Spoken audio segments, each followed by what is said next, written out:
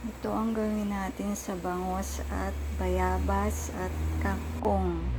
Hiniwa natin ang ating mga bayabas at yan ang ating ingredients, kangkong, talong, okra at bangus. Na nag-ano tayo ng tubig, papakuluan natin, tapos lagyan natin ang ating mga hiniwang bayabas.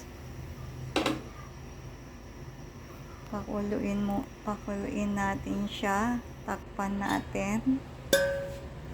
Ayan, kumukulo na po siya. Hintayin lang po natin, tas ilagay na po natin ang iba nating mga ingredients dyan. Lagyan din natin yan ng, ayan, lagyan na po natin ang ating bangus. Nalagay natin ang ating bangus. Masarap yan guys pag naluto.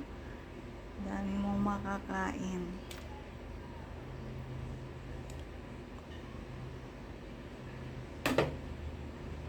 With patis.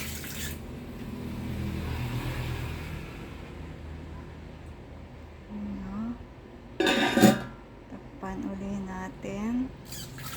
Buksan uli natin at ilagay natin yung iba pang mga ingredients. Talong. Ilagay natin ang ating talong. At ang ating kangkong. Makulig talaga ang kangkong. Green na green siya. And then, takpan po natin ulit. And then, lagyan natin ng patis, pampalasa.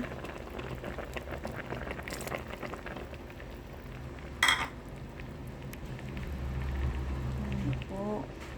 Maluluto na siya. Yan po, luto na. Thank you for watching. Don't forget to like, share, comment below, and subscribe. Thank you for watching. Bye.